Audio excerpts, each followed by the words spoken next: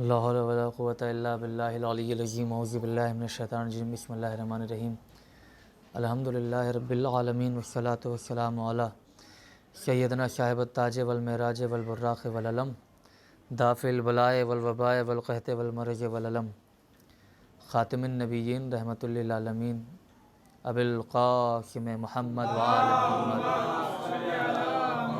وأہل بیتہ الطیبین الطاہرین المعصومین المظلومین ولعنۃ اللہ علی اعدائہم اجمعین من یومنا ھذا الی قیام یوم الدین اما بعد فقط قال اللہ تبارک و تعالی بسم اللہ الرحمن الرحیم کل من علیہا فان صلوات بھیج دے محمد وآل محمد۔ اب تمام حضرات ایک سورہ فاتحہ مرحوم عشرت حسین صاحب کے نام مثال فرما دیں۔ ہاں بولیں۔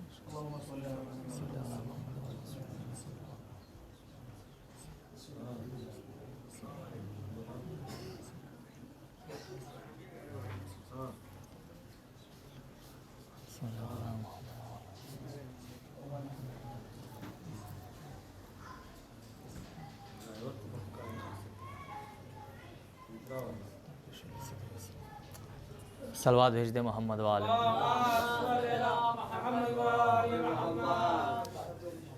برادران ایمان، بزرگان ملت، ماتم داران سرکار سید الشہداء علیہ الصلوۃ والسلام، دیکھیے میں نے جان بوجھ کے جو مجلس کا خطبہ ہوتا ہے وہ 4-5 سیکنڈ میں نے ختم کر دیا ہے۔ اس کی سب سے بڑی وجہ یہ تھی کیونکہ وقت بہرحال دھیرے دھیرے جا رہا تھا اور آپ لوگوں کی بھی اپنی جو بھی ضروریات ہیں وہاں بھی پہنچنا ہے یا جانا ہے، ان سب کو بھی مد نظر رکھتے ہوئے اور بہت زیادہ وقت لینا بھی مقصد نہیں ہے، کچھ معروضات مولا کے چاہنے والوں کی خدمت میں پیش کرنے ہیں۔ ایک بلند ترین صلوات بھیجے مل جل کر۔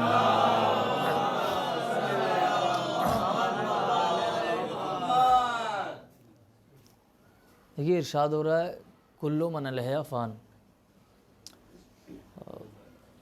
میں سمجھتا ہوں غالباً صلوات بھیج دے محمد وآل محمد، میں سمجھتا ہوں کہ کلو نفس ذائقۃ الموت، کلو من علیہا فان، یہ جتنی بھی آیتیں ہیں الحمدللہ ہماری قوم کا کوئی فرد ایسا نہیں ہے کہ جو ان آیتوں کے ترجمے سے واقف نہ ہو۔ سب کو پتہ ہے کہ کلو نفس ذائقۃ الموت کا مطلب کیا ہے، سب کو پتہ ہے کلو من علیہا فان کا مطلب کیا ہے، دنیا کی ہر چیز فنا ہو جانے والی ہے۔ اور ظاہر سی بات ہے اہل ثواب کی جب مجلس ہوتی ہے تو موت کا چیپٹر رکھا جاتا ہے۔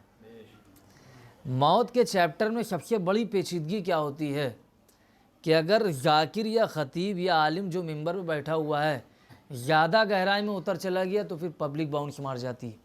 پبلک باؤنس مار جانے کا مطلب یہ ہوتا ہے کہ اتنا ڈراونا چیپٹر ہماری اپنی سوچ میں بن گیا ہے کہ آدھا آدمی ڈر جاتا ہے، آدھا آدمی سو جاتا ہے۔ صلوات پر محمد وآل محمد۔ لیکن میری اپنی کوشش یہ رہے گی کہ جتنی دیر میں آپ کے سامنے بیٹھا ہوں بات وہ کریں کہ نہ آپ سونے نہ پائیں نہ آپ گھبرانے پائیں، اور موت اتنی بری چیز نہیں ہے، ابھی میں آگے اس کو بتاتا ہوں۔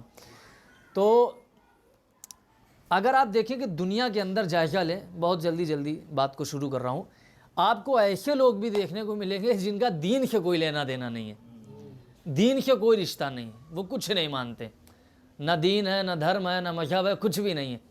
آپ ان لوگوں کے پاس جا کے پوچھئے، آپ ان سے جا کے توحید کی باتیں کریے، وہ کہیں گے بھیا ہم اللہ کو نہیں مانتے۔ آپ ان سے نبیوں کی باتیں کریے، وہ کہیں گے، آپ ان سے نبوت کی بات کیجئے، وہ کہیں گے ہم نبیوں کو نہیں مانتے۔ آپ ان سے اماموں کی باتیں کیجئے، وہ کہیں گے ہم مولا علی کو نہیں مانتے۔ آپ ان سے جنت و جہنم کی باتیں کریے، وہ کہیں گے جنت و جہنم کو نہیں مانتے۔ آپ ان سے قیامت کے حساب و کتاب کی باتیں کیجئے، وہ کہیں گے ہم قیامت کے حساب و کتاب کو نہیں مانتے۔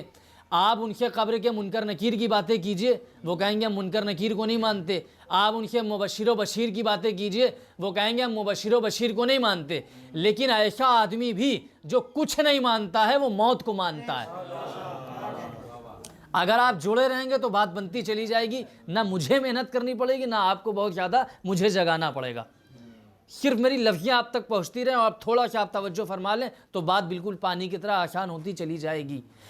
زندگی کے کسی نہ کسی موڑ پر اور پڑاؤ پر ایسے لوگ آپ کو ٹکرا چکے ہیں جو کچھ نہیں مانتے ہیں، یا اگر نہیں ٹکرائے تو کہیں نہ کہیں ٹکرا جائیں گے. لیکن جو بزرگ بیٹھے ہیں ان سے ایسے لوگ ٹکرا چکے ہیں. وہ کہیں گے ہم کچھ نہیں مانتے, نہ ہم نبی مانتے, نہ امام مانتے, نہ توحید مانتے, نہ رسول مانتے, کچھ بھی نہیں مانتے. لیکن یہ عجیب بات ہے کہ جو کچھ بھی نہیں مان رہا ہے, آپ بولتے رہیں گے تو بات بنتی رہے گی, جو کچھ بھی نہیں مان رہا ہے, یہ بڑی عجیب بات ہے, وہ موت کو مان رہا ہے. اس کا مطلب موت ایک ایسی سچائی ہے کہ جس کو منوانے کے لیے کتابوں کی ضرورت نہیں ہے. ایک ایک لفظ قیمتی ہے. موت ایک ایسی حقیقت سچائی ہے کہ جس کو منوانے کے لیے کتابوں کی ضرورت نہیں ہے, ریسرچ اور پی ایچ ڈی کی ضرورت نہیں ہے, گوگل, نیٹ اور حوالے اور ریفرنس اور دلیلوں کی ضرورت نہیں ہے. موت کو منوانے کے لیے باہر اٹھتا ہوا ایک جنازہ ہی بہت ہے. آپ بتائیے اگر میں غلط کہہ رہا ہوں. موت کا یقین دلوانے کے لیے چوراہے سے جاتی ہوئی ایک میت ہی کافی ہے یقین موت کے لیے. یہ ایک لاش پڑی ہوئی ہے, مثال کے طور پہ یہ ایک لاش پڑی, یہ بے جسم ایک آدمی لیٹا ہوا ہے, بے جان ایک آدمی لیٹا ہوا ہے جس کا جسم ہے, لاش ہے. کیفیت یہ ہو گئی کہ آنکھیں موجود ہیں لیکن آنکھوں میں روشنی نہیں ہے. ایک ایک لفظ اپنا آپ ترجمہ کرتے رہیے گا, میں کہتا چلا جاؤں گا. یہ لاش جو پڑی ہوئی ہے, آنکھیں ہیں لیکن روشنی نہیں ہے, کان ہیں لیکن سماعت نہیں ہے, زبان ہے لیکن گویائی نہیں ہے, دماغ ہے لیکن فکر نہیں ہے, دل ہے لیکن دھڑکن نہیں ہے. آپ نے کہا شعیب میاں کہنا کیا چاہتے ہو؟ میں نے کہا میں کہنا ہی یہ چاہتا ہوں کہ سب کچھ ہے مگر کچھ نہیں ہے. سب کچھ ہے نا لیکن کچھ بھی نہیں ہے. آپ نے کہا اور کیا کہنا چاہتے ہو؟ میں نے کہا کہنا یہ چاہتا ہوں سب کچھ ہے لیکن کچھ بھی نہیں ہے, اسی کا نام موت ہے. آپ جڑے رہیے گا. سب کچھ ہے لیکن کچھ بھی نہیں ہے, اسی کا نام موت ہے. آپ نے کہا اسی کا نام موت ہے؟ میں نے کہا جی ہاں اسی کا نام موت ہے. یہ ساری چیزیں موجود ہیں لیکن پھر بھی کہا جائے گا کچھ نہیں ہے. موت ایک ایسا ٹاپک ہے کہ آپ زندگی کے کسی پہلو پہ بات کیجئے موت اپنے آپ آ جائے گی جڑی ہوئی. پوچھنے والے نے مولا علی سے, ہمارے پہلے آقا سے پوچھا کہ صلوات بھیج دی محمد وآل محمد. بہت زیادہ وقت نہیں لوں گا لیکن جتنی دیر ہوں آپ توجہ کو جوڑے رکھیے گا. مولا سے پوچھا کہ مولا یہ بتائیے ایک آدمی کو کمرے میں بند کر دیا جائے, باہر سے تالا لگا دیا جائے, نہ وہ باہر آ پا رہا ہے نہ کوئی اندر جا پا رہا ہے, بیچ میں تالا لگا ہوا ہے. مولا یہ بتائیے اس آدمی کو روزی روٹی کون دے گا؟ مولا نے کہا واللہ خیر الرازقین. اب اتنی تو عربی سمجھنے والے ماشاءاللہ مجلسیں سن کے بڑے ہو گئے ہیں, ٹھیک ہے. مولا نے کیا کہا؟ واللہ خیر الرازقین, اللہ بہترین رزق دینے والا ہے. ٹھیک. کہنے لگا مولا یہ بتائیے اس کو روزی دے گا کون, اس کو روٹی ملے گی کہاں سے؟ مولا نے کہا جہاں سے اس کو موت ملے گی وہیں سے روزی ملے گی. اس کا مطلب کیا ہوا؟ اس کا مطلب یہ زندگی کے کسی بھی چیپٹر کی بات کی جا رہی ہو, موت کہیں نہ کہیں اپنا حصہ بنائے بیٹھی ہے وہاں پر, موت جڑی ہوئی ہے. اب دیکھیے جہاں انسان کی اپنی کچھ تمنائیں ہیں, جہاں انسان کی اپنی کچھ تمنائیں ہیں وہیں قرآن مجید کی بھی کچھ تمنائیں ہیں. آپ نے کہا قرآن کی کیا تمنا ہے؟ میں نے کہا قرآن کی تمنا ہی یہ ہے کہ تم موت کی تمنا کرو. اگر تم سچے ہو تو تم ان کنتم صادقین. آیت سورہ جمعہ کی میرے دماغ سے سلپ ہو رہی ہے, میں ترجمہ بتا رہا ہوں. اگر تم اپنے وعدے میں سچے ہو, فتمنوا الموت ان کنتم صادقین, یاد آ گئی, فتمنوا الموت ان کنتم صادقین. اگر تم اپنے وعدے میں سچے ہو تو تم موت کی تمنا کرو. پروردگار اس کا مطلب کیا ہوا؟ ہمارے جو چھوٹے بھائی ہیں وہ بھی سنیں اس بات کو. اللہ کہہ رہا ہے اگر تم اپنے دعوے میں سچے ہو تو تم موت کی تمنا کرو. اللہ بتانا یہ چاہ رہا ہے کہ یہ جو سچائی کا دعویٰ کیا جا رہا ہے, صداقت تبھی ملے گی جب موت کی تمنا کرو گے. میرا لفظ آپ تک پہنچنا چاہیے. صداقت, اپنے منہ سے میاں مٹھو بن جانا, ہم اللہ کے ولی ہیں, ہم اللہ کے دوست ہیں، ہم اللہ کے قریب ہیں، ہم اللہ کے ایسے بندے ہیں، تو آپ کا اپنا دماغ ہے، اپنی زبان ہے، اپنی فکر ہے، آپ کچھ بھی کہتے رہیے۔ لیکن دیکھیے دو لفظ ہیں، ہمارا یہ کہہ دینا کہ ہم اللہ کے ہو گئے، اور اللہ کا یہ کہہ دینا کہ یہ میرا ہو گیا ہے۔ کاش میں باتیں پہنچا لے جاؤں، ان دونوں کے بیچ میں بڑا فرق ہے۔ اللہ نے جو لوگ دعویٰ کر رہے ہیں اللہ کے اپنے ہونے کا، اللہ نے ان کے سامنے لا کے موت کھڑی کر دی ہے۔ متوجہ رکھیے گا، متوجہ رہیے گا۔ جو اپنے آپ میں دعویٰ کر رہے ہیں اللہ نے ان کے سامنے موت لا کے رکھ دی ہے۔ اگر اپنے وعدے میں سچے ہو، دعوے میں سچے ہو، تو موت کی تمنا کرو۔ ہم نے کہا پروردگار مطلب کہ میں تو موت کی تمنا کرا رہا ہوں، موت کی تمنا کرا رہا ہے اللہ، موت کی تمنا کرو ہم مان لیں گے۔ اس کا مطلب یہ ہوا کہ بغیر موت کی تمنا کے انسان خود کی نگاہ میں سچا کہلائے گا، خدا کی نگاہ میں سچا نہیں کہلائے گا۔ دو لفظ ہیں، خود اور خدا۔ خود کی نگاہ میں سچا ہو جانا الگ بات ہے، خدا کی نگاہ میں سچا ہو جانا الگ بات ہے۔ ہم نے کہا پروردگار تو کرنا کیا ہوگا؟ اللہ نے کہا میں پہلے ہی کہہ چکا ہوں، اگر اپنی بات پہ سچے ہو، اپنے دعوے میں سچے ہو، تو صرف اتنا کر دو کہ موت کی تمنا کرو، ہم مان لیں گے کہ تم اپنے وعدے میں سچے ہو، اپنے دعوے میں سچے ہو۔ ہم نے کہا پروردگار تو موت کی تمنا کرا رہا ہے، اور میں تو نماز شب پڑھنے والا آدمی ہوں۔ اب دیکھیے، اب یہاں سے شاید مجلس مڑے تھوڑا سا، رہے گی موت پر ہی۔ ہم نے کہا پروردگار تو قرآن میں یہ کہہ رہا ہے کہ موت کی تمنا کرو۔ ہم نے کہا پروردگار میں اس سے 4 قدم آگے جا کے بات کر رہا ہوں، تو نے کہا ہے موت کی تمنا کرو، میں جا کے موت کو ہی گلے لگا لوں گا۔ کاش میں یہ بات پہنچا لے جاؤں۔ اللہ کہہ رہا ہے موت کی تمنا کرنی، ہم نے کہا پروردگار یہ تو بہت چھوٹی بات ہے، میری ایک وقت کی نماز نہیں چھوٹتی ہے، نماز شب نہیں چھوٹتی، میری سے مراد میں بندے کی بات کر رہا ہوں۔ صلوات بر محمد و آل محمد۔ تو بعد میں کوئی کہہ دے کہ یار تو دعویٰ ٹھوک رہے ممبر پہ، تو ہم نے کہا پروردگار میں تو بہت بڑا مومن ہوں، تو اتنی معمولی سی بات مانگ رہا کہ موت کی تمنا کرو، اس میں کیا ہے؟ میں ایک کام کر رہا ہوں، میں جا کے موت کو گلے لگا لے رہا ہوں۔ پروردگار میں 5ویں مالے سے جا کے نیچے کود جاؤں گا۔ آپ سمجھیے، یہ بہت اہم بات میں بتا رہا ہوں۔ یہ الگ بات ہے کہ مقامی ہونے کی وجہ سے بات پامال ہو جائے، الگ میٹر ہے، ورنہ بات بہت اہم ہے، بات اپنے آپ میں بہت اہم ہے۔ ہم نے کہا پروردگار تو کہہ رہا ہے موت کی تمنا کرو، ہم جا کے خود ہی موت کو گلے لگائے رہے ہیں، ہم 5ویں مالے سے جا کے نیچے کود جائیں گے، ہم بجلی کے کھلے ہوئے تاروں کو ننگے پیر جا کے پکڑ لیں گے۔ آپ بیدار رہیے گا، ہم پنکھے سے لٹک کے اپنی جان دے دیں گے۔ پروردگار اس سے بڑی بات کیا ہوگی؟ تو کہہ رہا تھا موت کی تمنا کرو، اور میں اتنا بڑا اللہ والا ٹھہرا کہ میں نے جا کے موت کو ہی گلے لگا لیا۔ آپ دیکھیے مجلس شاید یہاں پر بن جائے، کیونکہ جب مولا کے چاہنے والے بیٹھے ہوتے ہیں تو مجلس کو اسی معراج پہ جا کے سنتے ہیں۔ اللہ نے کہا سنو، تمہیں خود کو مارنا نہیں ہے، صرف موت کی تمنا کرنی ہے۔ آپ دوسرا جملہ سنیے جس کا استقبال کرنا ہے، تمہیں اپنے آپ کو خود نہیں مارنا ہے جب تک ہم نہیں کہیں گے، تم کو صرف موت کی تمنا کرنی ہے۔ یاد رکھنا، جو لوگ اپنی زندگی سے پیار نہیں کرتے ہیں ان کی موت حرام ہو جاتی ہے۔ میری بات آپ تک پہنچتی رہے خدا کے لیے۔ ہم وہ والی مجلس تو نہیں پڑھ رہے نا کہ آدمی ڈرے۔ جو لوگ اپنی زندگی سے، لائف سے پیار نہیں کرتے ہیں ان کی زندگی، ان کی موت بھی حرام ہو جاتی۔ اس کا مطلب یہ ہوا، ہم نے کہا پروردگار تو ہم سے یہ کہہ رہا تھا کہ موت کی تمنا کرو، موت کی تمنا کرو، موت کی تمنا کرو۔ پروردگار اس سے اچھی بات کیا ہوگی کہ ہم موت کو جا کے گلے لگا لے رہے ہیں، ہم جا کے ٹرین کے نیچے خود ہی لیٹ گئے۔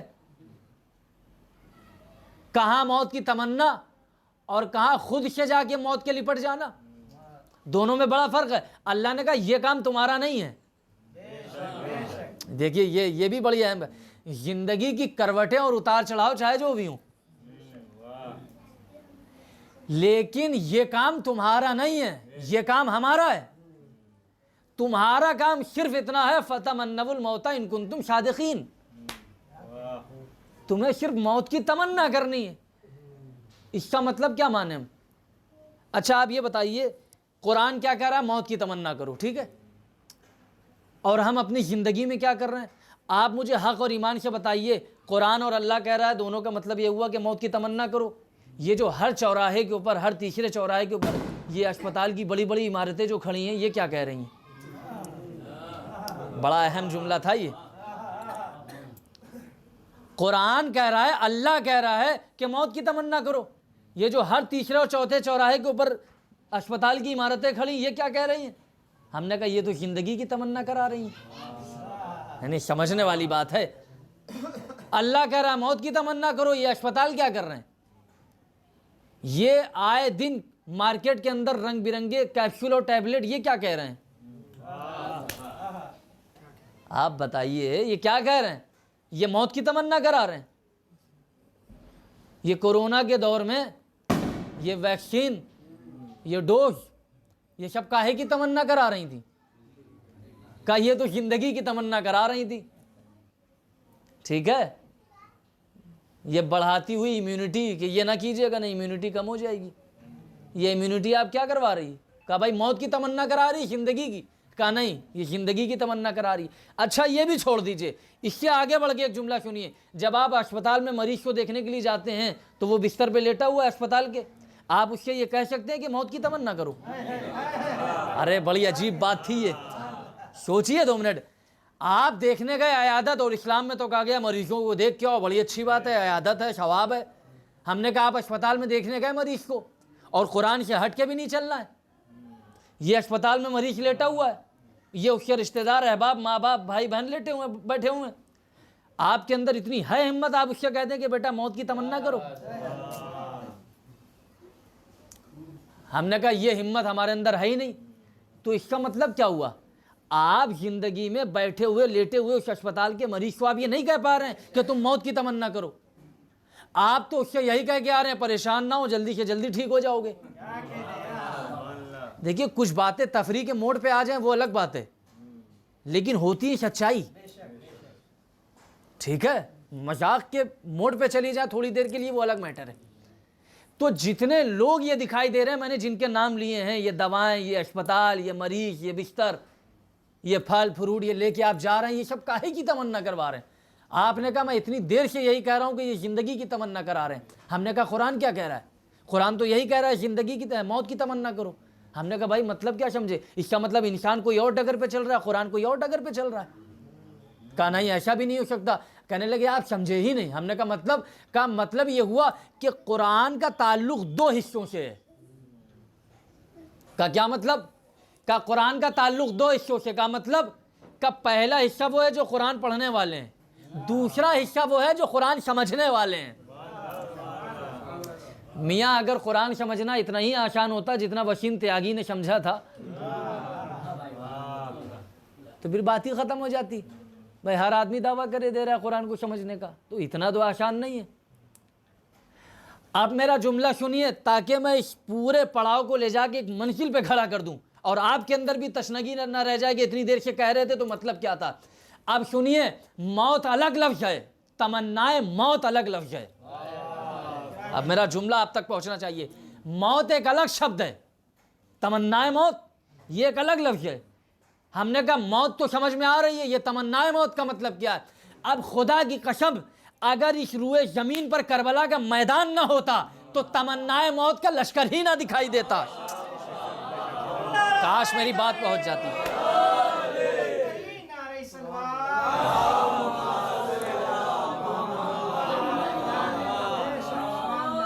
یہ آپ کی سماعتوں کی معراج ہے کہ موت جیسے چیپٹر پہ بھی نعرے لگ رہے ہیں۔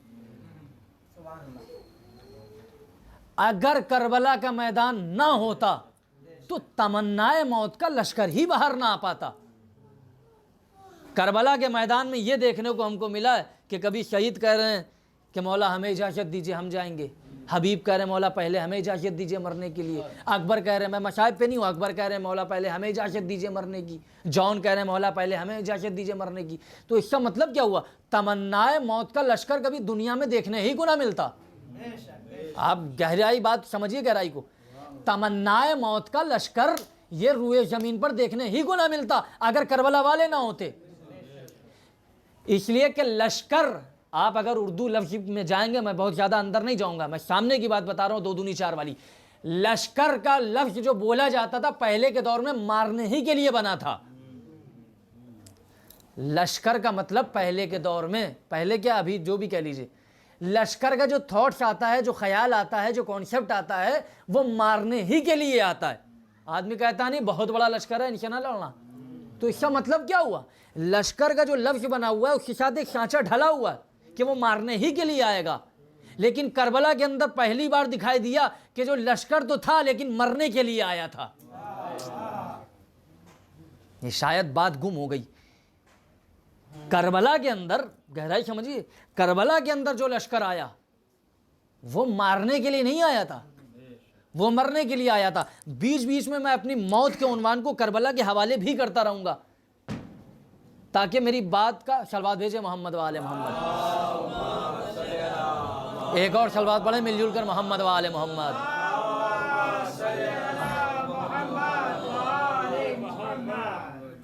تو کربلا کے میدان میں آ کے دیکھنے کو ملا کہ تمنا موت الگ. اچھا اب آپ مجھے یہ بتائیے، قرآن مجید کے اندر بہت ساری آیتیں، جیسے ہم نے کہا فتمنوا الموت ان کنتم صادقین، تم موت کی تمنا کرو اگر تم سچے ہو. ٹھیک. کل من علیہا فان، ہر شے فنا ہو جانے والی ہے. کل نفس ذائقۃ الموت، ہر نفس کو موت کا ذائقہ چکھنا ہے. قرآن کہہ رہا ہے کیف تکفرون باللہ کنتم امواتا، تم لوگ اللہ سے انکار ہی کیسے کرتے ہو جبکہ تم لوگ مردہ تھے. آپ اس کا مطلب سمجھ رہے ہیں؟ قرآن نے لگاتار انبار لگا دیے ہیں موت کو سمجھانے کے لیے اور زندگی کو سمجھانے کے لیے. یہ دو ہی لفظ ہیں جو بار بار ٹکرا رہے ہیں. یہ متعدد آیتیں جو کہیں نہ کہیں موت کی طرف ہر جگہ لے جا کے اشارہ کر رہی ہیں. اب دیکھیے دو چیزیں میرے سامنے کھڑی، ایک یہ کھڑی ہے زندگی، ایک یہ کھڑی ہے موت. آپ میری طرف دیکھتے رہیے گا تو بات پہنچتی رہے گی. یہ کھڑی ہے زندگی، یہ کھڑی ہے موت. یہ دونوں چیزیں روزانہ ہم سے ٹکرا رہی ہیں. یہ الگ بات ہے کبھی صدقہ بچا لے رہا ہے، کبھی ماں کی دعا بچا لے رہی ہے، کبھی نیک اعمال بچا لے رہے ہیں. یہ الگ میٹر ہے. ورنہ موت کہیں نہ کہیں دستک دینے آتی ہے کہ نہیں آتی؟ تو ایک طرف ہے زندگی، ایک طرف ہے موت. یہ دونوں ہمارے ساتھ ٹکرا رہے ہیں. اب میرا جملہ سنیے تاکہ بات پہنچے. دنیا میں بڑھتے ہوئے مکان زندگی کا پتہ دے رہے ہیں. اب دوسرا لفظ شاید کام کرے. دنیا میں بڑھتے ہوئے مکان، بولیے، زندگی کا پتہ دے رہے ہیں. بنتی ہوئی قبریں بڑھتے ہوئے مکان کیا کر رہے ہیں؟ زندگی کا پتہ دے رہے ہیں. لیکن بنتی ہوئی قبریں موت کا پتہ دے رہی. دوسرا جملہ سنیے، آغوش کے اندر پلتی ہوئی کلکاریاں زندگی کا پتہ دے رہی ہیں. دیکھیے لفظ یہی آپ تک پہنچیں گی تو مفہوم پہنچے گا. آغوش میں پلتی ہوئی کلکاریاں زندگی کا پتہ دے رہی ہیں. کاندھوں پہ اٹھتے ہوئے جنازے موت کا پتہ دے رہے ہیں. اب دوسرا جملہ سنیے، شاید جو اب تک بولنا چاہ رہے تھے کہ کوئی اچھا جملہ ہے تو بولیں، ان کے لیے میں کہہ رہا ہوں. پہلی بار بچے کے پیدا ہونے میں زندگی کے کان میں ہونے والی اذان، ہائے ہائے ہائے ہائے، بچے کے کان میں ہونے والی پہلی اذان زندگی کا پتہ دے رہی ہے. بغیر اذان کے ہونے والی نماز موت کا پتہ دے رہی ہے.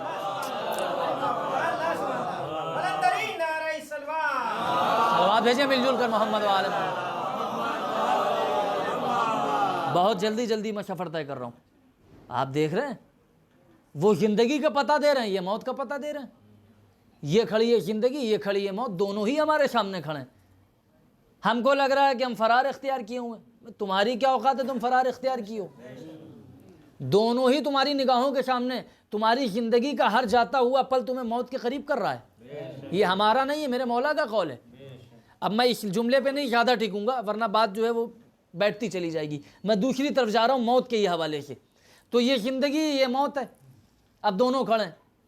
ہم کو یہ لگ رہا ہے کہ یہ قبر بیچ میں ہے، جو زندگی، جو قبر کے ادھر کھڑا ہے وہ زندہ ہے، جو قبر کو ادھر چلا گیا وہ کیا ہے؟ آپ نے کہا وہ مر گیا ہے.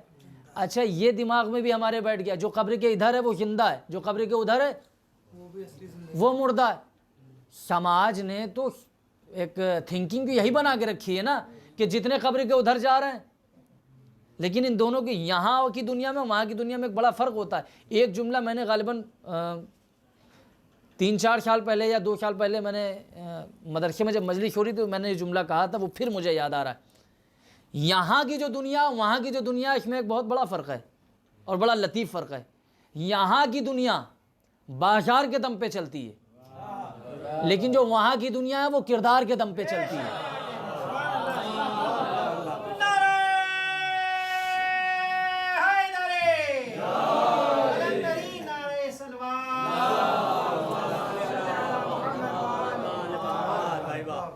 یہاں کی دنیا بازار کے دم پہ چلے گی، وہاں کی دنیا کردار کے دم پہ چلے گی. تو یہ دنیا اور وہ دنیا میں بڑا فرق ہے، اور جو فرق ہے وہ صرف اتنا ہی ہے، کردار کا. اب یہ ہم لوگوں کو لگتا ہے کہ ہم زندگی میں بیٹھے ہوئے ہیں. آپ نے کہا یہ بتاؤ آپ کو زندگی سے اتنا لگاؤ کیوں ہے، موت سے اتنی دشمنی کیوں، اتنی پریشانی کیوں؟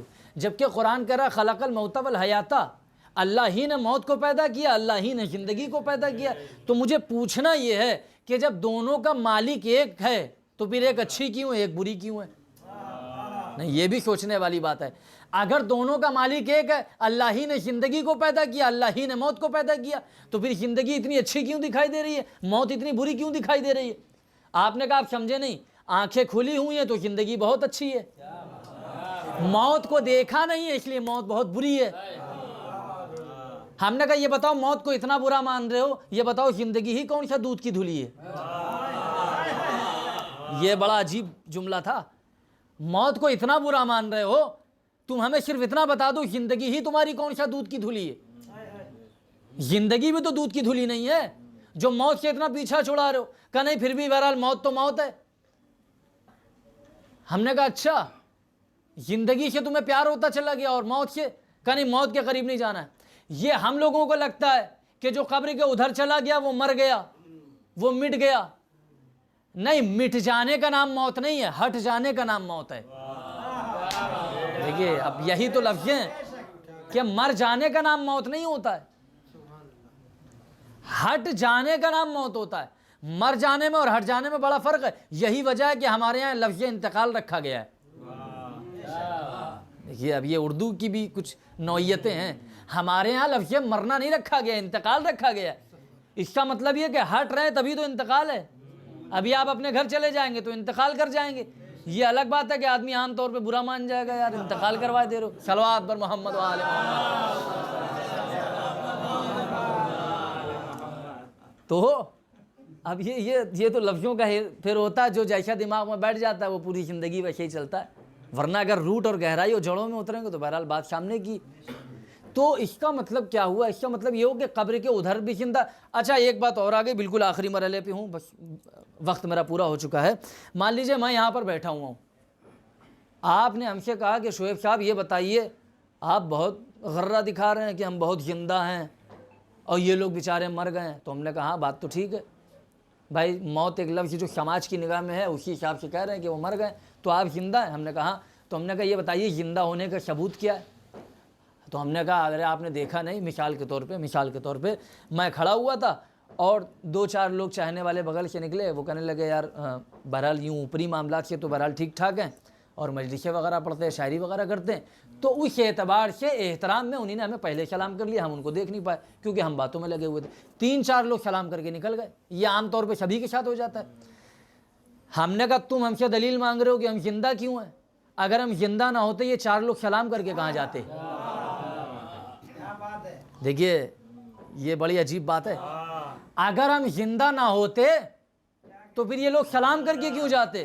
کہنے لگے اچھا اگر سلام کرنا ہی مقصد ہے کہ آپ زندہ ہیں تو پھر اس نے میری کلائی پکڑی اور لے کے آ گیا قبرستان کی چوکھٹ تک اور ہم سے کہنے لگا یہ دعا لکھی ہوئی ہے تختی پہ، پڑھیے. کیا لکھی ہے؟ تو اس پہ لکھا ہوا تھا السلام علیکم یا اہل القبور. ہم نے کہا مطلب کیا ہوا؟ کہنے لگا اے قبروں میں رہنے والوں تم پر میرا سلام. ہم نے کہا مطلب؟ کہنے لگا اگر یہ زندہ نہ ہوتے تو پھر قبروں کے اندر سلام کیوں کیا جا رہا تھا؟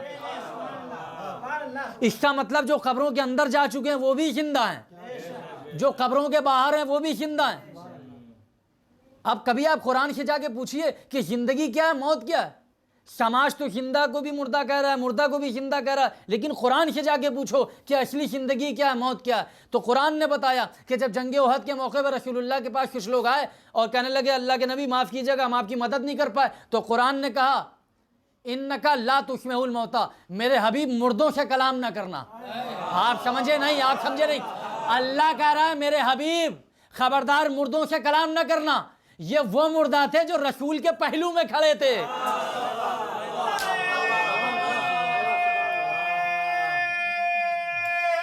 سلامت رہیں۔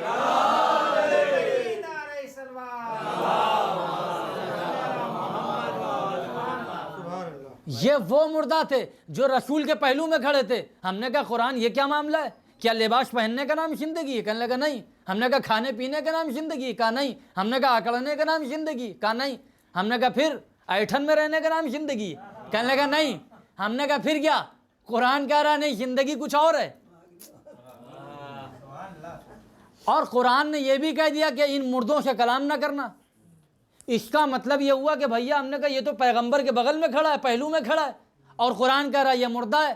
اس کا مطلب کیا ہوا؟ کہ مردہ ہونے کے لیے یہ شرط نہیں ہے کہ آدمی قبرستان میں جا کے لیٹے۔ ارے بہت بڑا جملہ تھا۔ اب دوسرا جملہ سنیے، شاید بات پہنچ جائے۔ مردہ ہونے کے لیے یہ شرط نہیں ہے کہ آدمی قبرستان میں جا کے لیٹے، یہ بھی ممکن ہے کہ بستیوں میں بیٹھا ہو اور مردہ ہو۔ اب دوسرا جملہ سنیے تاکہ بات پائے تکمیل تک پہنچ جائے۔ خطرہ ان مردوں سے نہیں ہے جو قبرستان میں لیٹے ہیں، خطرہ ان مردوں سے ہے جو بستیوں میں گھوم رہے ہیں۔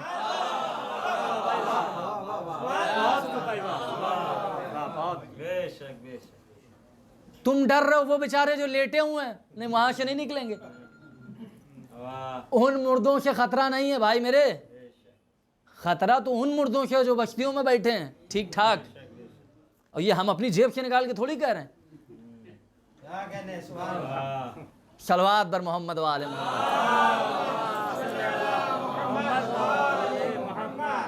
بات بالکل آخری مرحلے پر ہے، 2-4 منٹ میں ربط مصائب۔ تو موت ہمیں تب تک اچھا فتمنوا الموت جو اللہ نے کہہ دیا ہے کہ موت کی تمنا کرو، موت کی تمنا کرو، اس کا مطلب یہ بالکل بھی نہیں ہے کہ آپ اپنے آپ کو ہلاکت میں ڈال دیں، کچھ نہیں، بہت سامنے کی بات ہے۔ تمہارا کام صرف اتنا ہے کہ تمہیں جب موت کی تمنا کرنی ہو تو قبرستان کے جا کے چکر لگا کے آ جانا، موت کی تمنا خود بخود ہو جائے گی۔ کیونکہ جہاں دولت ابھر کے تمہارے سر کے اوپر جا رہی ہوگی، موت وہیں سے تمہارے نشے کو نیچے لے آئے گی، تو موت کی تمنا بھی ہوتی رہے گی۔ زیادہ کچھ نہ کرنا، بس اتنا کرنا کہ زندگی میں مرنے سے پہلے ہی اپنا کفن لا کے رکھ لینا، اور یہ دیکھ لینا کہ آج یہ پہننا ہے، کل یہ پہننا ہے۔ موت کی تمنا کا مطلب صرف اتنا ہی ہے، لیکن وہ نیت سے ہونا چاہیے، اللہ سمجھے اور آپ سمجھیں کہ نیت پاک صاف ہے کہ نہیں جانا ہے، بس اتنا ہی ہے۔ آپ کو اپنے آپ کو نہ کودنا ہے، نہ ٹرین کے نیچے آنا ہے، نہ وہ کرنا ہے، کچھ نہیں۔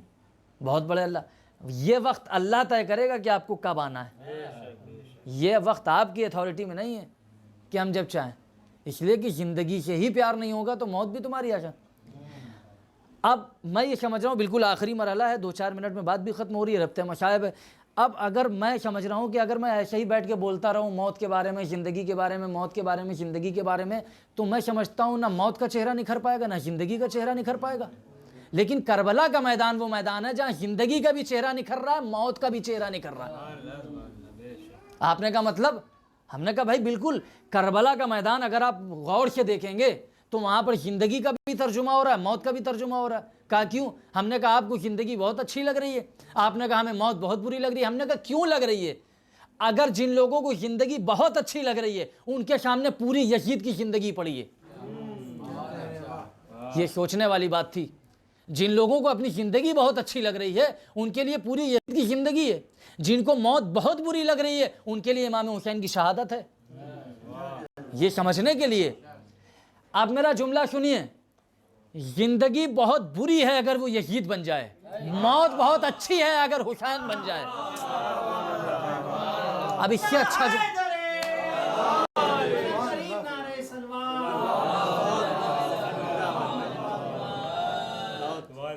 اور یاد رکھنا یہ اشارے ثواب مرحوم اشرف صاحب کا ہو رہا ہے، خدا غریق رحمت کرے اور اہل بیت کے پہلو میں ان کو جگہ عنایت فرمائے۔ بہت مرد مومن تھے، اس میں کوئی دلیل والی بات تو ہے نہیں۔ کوئی اجنبی مجمع ہوتا تو وہ کہتا کہ نہیں بھائی دلیل دیجئے کیا ہے۔ بھائی ایسا مجمع کہ جو ان کے خود افعال کو جانتا ہے، کون سی مجلس ایسی تھی کہ جہاں انہیں پتہ لگ جائے وہ پہنچے نا۔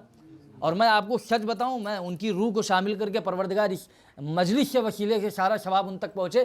ابھی یہ لالو صاحب کی مجلس پڑھی بالکل آگے بیٹھے ہوئے تھے، اور آگے بیٹھ کے جب میں نے ایک جملہ کہا کہ وہ لوگ الگ ہوتے ہیں جو اللہ سے محبت کرتے ہیں، جو بھی میں نے پہلے جملہ کہا تھا، وہ لوگ الگ ہوتے ہیں جن سے خود اللہ محبت کرتا ہے، یہیں باہر کھڑے ہو کے کہہ رہے تھے کہ کتنا خوبصورت جملہ ہے۔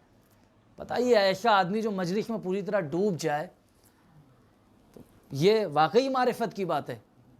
کوئی مجلس، کوئی نیکی آپ بلا لیجئے رات کے 2 بجے میں، وہ بہرحال آپ کے لیے کھڑے ہیں، یہ ان کی نیکیاں۔ میرا دل، میرا عقیدہ، میرا ایمان یہی کہتا ہے کہ پروردگار ان کی ایک ایک نیکی کا صلہ ان کو ان کی قبر میں پہنچائے اور محشر میں بھی ان کے کام آئے۔ صلوات بھیجے محمد و آل محمد۔ تو یہ جس لاش کو یا جس مٹی کو آپ دفنا کر آئے ہیں، وہ جسم دفن ہوا ہے، زندگی دفن نہیں ہوئی ہے۔ بات بالکل ختم ہو چکی ہے، آدھے منٹ 2 منٹ میں بات ختم ہو رہی ہے۔ جس کو آپ مٹی کے نیچے دفنا کر آئے ہیں وہ زندگی نہیں ہے، وہ جسم ہے۔ زندگی اگر ختم ہو گئی ہوتی تو یہ اشارے ثواب کہاں ہو رہا ہوتا؟ آپ بتائیے، اس سے بڑی بات میں اور کیا کہوں؟ اگر جسم چلا گیا ہوتا، زندگی چلی گئی ہوتی، آپ کی نگاہوں سے جو دور ہوا ہے وہ جسم ہے، زندگی نہیں ہے۔ اور یاد رکھیے گا، زندگی کبھی بھی جسم کی محتاج نہیں ہوتی۔ میں دلیل دے دوں، اگر زندگی جسم کی محتاج ہوتی تو اللہ کے لیے کبھی یہ نہ کہا جاتا کہ لا الہ الا هو الحی القیوم، ہے وہ اللہ جو جسم نہیں رکھتا مگر ہے۔ بھائی اللہ تو جسم نہیں رکھتا ہے۔ اگر آپ کہیں گے نہیں زندگی کے لیے باڈی چاہیے، جسم چاہیے، تو پھر اللہ کو کیا کہو گے؟ اس کا مطلب یہ ہے کہ جہاں زندگی ہے وہاں ضروری نہیں ہے جسم ہو۔ شاید یہی وجہ تھی کہ امام حسین نے نوکے نیشہ پہ کٹے ہوئے سر سے کلام کر کے بتایا، جسم الگ ہوتا ہے، زندگی الگ ہوتی ہے۔ جسم الگ ہے، زندگی الگ ہے۔ بس ماتم داروں، اور کربلا کے میدان میں امام حسین نے کیسے زندگی اور موت کا تعارف کرایا ہے، یہ آپ بہتر جانتے ہیں۔ دیکھیے، واقعاً یہ موت کربلا کے میدان میں اگر نہ آتی تو پتہ ہی نہ چل پاتا کہ موت کا ذائقہ کیا ہوتا ہے اور موت کی حیثیت کیا ہوتی۔ میں صرف ایک واقعہ جو میں نے ایک عالم دین کے منہ سے میں نے سنا تھا، بڑے معتبر عالم دین، وہ میں آپ تک پہنچا رہا ہوں کہ امام حسین علیہ السلام نے کبھی بھی کوئی چیز آپ کی دی ہوئی ایک بار عطا کرنے کے بعد وہ لی نہیں ہے۔ جو ایک بار اہل بیت عطا کر دیتے ہیں وہ پھر آپ کی ہو جاتی ہے۔ ٹھیک ہے، اب میں آپ کو بتاؤں، انہوں نے مجھے ایک روایت، ایک واقعہ بتایا، بس وہی مصائب ہے اور وہی واقعے پہ مجلس تمام ہو جائے گی۔ امام حسین کی ذات پر رونے کے لیے نہ شیعہ ہونے کی شرط ہے، نہ اہل سنت ہونے کی شرط ہے، نہ کسی فرقے کی شرط ہے، نہ اسلام کی شرط ہے۔ ایک شرط ہے کہ آپ کے اندر انسانیت ہونی چاہیے۔ تو وہ واقعہ ایسا تھا کہ ایک ہمارے مولا کا چاہنے والا، اس کا ایک دوست تھا، وہ ہندو تھا، کوئی اولاد نہیں ہو رہی تھی، تو اس چاہنے والے نے یہ کہا کہ بھائی آپ میرے ساتھ حسین ٹیکری چلیے۔ تو حسین ٹیکری میں آپ جا کے اپنی منت مانگ لیجئے، انشاءاللہ اتنے سالوں سے آپ کی اولاد نہیں ہو رہی تھی، لیکن جیسے ہی آپ منت مانیں گے، میرا عقیدہ یہ ہے کہ آپ کو پروردگار اہل بیت اور مولا اولاد سے نواز دیں گے۔ تو بہرحال یہ بات پہلے سے بھی کہیں نہ کہیں ایک لگاؤ تھا، تو بہرحال بات تھی تو وہ وہاں پہنچ گیا۔ تو مولانا نے بتایا یہ کہ جب وہ وہاں حسین ٹیکری میں گیا تو اس نے اپنے دوست کو نہیں بتایا کہ میں نے منت کیا مانی ہے۔ یہ وہاں جا کے روشے کی جالی پکڑ کے صرف ایک فریاد کرنے لگا، کہنے لگا آقا حسین بس اتنا کر دیجئے، بس ماتم داروں یہیں سے مصائب شروع ہو رہے ہیں۔ کہنے لگا مولا آقا بس اتنا کر دیجئے کہ اگر آپ نے مجھے اولاد دے دی تو میں آپ کے 6 مہینے کے بچے پہ اس اولاد کو قربان کر دوں گا۔ مولا آپ مجھے اولاد عطا کر دیجئے، یہی میری منت ہے۔ مولا آپ ایک بار دے کے دیکھیے، میں اپنے وعدے، اپنی منت سے پیچھے نہیں ہٹوں گا آقا۔ یہ آیا، آنے کے بعد باہر روشے کے دوست نے پوچھا کیا ہوا، منت مانی؟ کہا ہاں بھائی منت مان لی۔ کہا کیا منت مانی؟ کہا میں نے منت یہ مانی کہ اگر اللہ یا مولا مجھے اولاد دے دیں گے تو میں امام حسین کے چھوٹے بیٹے 6 مہینے کے لال کے اوپر اپنی اس اولاد کو قربان کر دوں گا۔ تو وہ کہنے لگا یہ کیا منت مان لی؟ کہنے لگا نہیں منت تو ہم نے مانی ہے، اب منت مانی ہے تو میں منت کو پورا بھی کروں گا۔ اللہ اکبر، اب منت مانی ہے تو میں منت کو پورا بھی کروں گا۔ اور یہ کہنے کے بعد یہ وہاں سے چلا، اور کچھ ہی دن کے بعد اہل بیت اطہار کا کرم ہوا اور ان کا رحمت ہوئی کہ 8-9 مہینے کے بعد جو بھی وقت رہا ہو، اس کے بعد اس اہلیہ کی گود میں ایک چاند جیسا بیٹا اللہ نے دے دیا۔ جب بیٹا دیا تو پھر یہ کہنے لگا مجھے اپنی منت یاد ہے، مجھے کرنا کیا ہے۔ لیجئے محرم کے دن بھی آنے والے تھے اور اتفاق سے بیٹے کی ولادت ہو گئی۔ اس کو اپنی منت یاد تھی۔ محرم آتے رہے، 1 محرم، 2 محرم، 3 محرم، 9 محرم، یہاں تک کہ تاشیے کے دفن ہونے کا وقت آ گیا۔ یہ عشرے کے وقت پہنچا اور جانے کے بعد جیسے ہی ہلکا ہلکا اندھیرا ہونے لگا، جب لوگ تاشیہ دفن کر کے آنے لگے تو ایک مرتبہ اس نے چاروں طرف دیکھا تو چاروں طرف سناٹا پڑا ہوا ہے۔ کبھی دائیں طرف دیکھا، کبھی بائیں طرف دیکھا، اور ایک مرتبہ تاشیے کی طرف دیکھ کے کہتا ہے آقا پریشان نہ ہوئیے، مجھ کو اپنی منت یاد ہے، میں اپنے بچے کو اپنے ساتھ لے کر آیا ہوں۔ یہ کہنے کے بعد یہ ایک لحد کے قریب گیا جہاں پر تاشیہ دفن کیے گئے تھے، اور جانے کے بعد اس نے وہاں پر اپنے بچے کو دفنانا شروع کیا اور روتا جاتا تھا۔ کہنے لگا آقا آپ تو کریم ابن کریم ہیں، آپ نے ایک اولاد عطا کر دی، میں اپنی منت کو بھی پورا کر رہا ہوں، مولا آپ مجھے دوسری اولاد دے دیجیے گا۔ یہ کہنے کے بعد اب یہ جیسا ہی آیا، ایک مرتبہ باپ کے پیروں میں بیٹے کا غم لپٹ گیا۔ کہنے لگا ماں جب پوچھے گی تو میں کیا جواب دوں گا۔ جیسے ہی گھر کے اندر آیا دیکھا کہ ماں بچے کو لیے ہوئے ہے، کپڑوں سے مٹی ہٹا رہی ہے۔ ایک مرتبہ اس نے کہا ارے یہ بیٹا تمہارے پاس کیسے آیا؟ کہنے لگا ارے کیا بتاؤں، تھوڑی ہی دیر کے بعد میرا دل بے چین ہو رہا تھا کہ بچے کے کھانے کا وقت ہو گیا۔ ایک مرتبہ کسی نے دق الباب کیا، نقاب پڑی ہوئی تھی، اور کہنے لگے اپنے شوہر سے کہہ دینا ارے جو نعمت ہم ایک بار دے دیتے ہیں وہ ہم دوبارہ واپس نہیں لیتے، جا تجھے تیرا بیٹا مبارک ہو۔ میں کہوں گا اے مولا ارے کیسے اپنے لال کو دفن کیا ہوگا، جب تربت میں لٹایا ہوگا، کبھی شکم چھپا ہوگا، کبھی سینہ چھپا ہوگا، اب چاند کا چہرہ دکھائی دے رہا تھا۔ حسین نے مٹی ڈالی، اے میرے لال ارے تیرا بابا بھی تھوڑی دیر کے بعد تجھ سے ملنے والا۔ سَيَعْلَمُ الَّذِينَ ظَلَمُوا أَيَّ مُنقَلِبٍ يَنقَلِبُونَ إِنَّا لِلَّهِ وَإِنَّا إِلَيْهِ رَاجِعُونَ رِضًا بِقَضَائِهِ وَتَسْلِيمًا لِأَمْرِهِ۔ بہرحال اس تلاوت کا ثواب اور اس مجلس کا ثواب اور اس میں جو بھی مصائب ہیں ان سب کا ثواب مرحوم عشرت حسین صاحب کی روح کو پروردگار پہنچے، ان کے گناہ کبیرہ اور صغیرہ کو معاف فرما، پروردگار ان کی قبر کو کروٹ کروٹ جنت عطا فرما اور اس کو خوشبو اور پھولوں سے معطر فرما۔ اے میرے مالک ان کو اہل بیت کے چاہنے والے اور اہل بیت کے پہلو میں جگہ عنایت فرما اور ان کی قبر کو شاداب فرما۔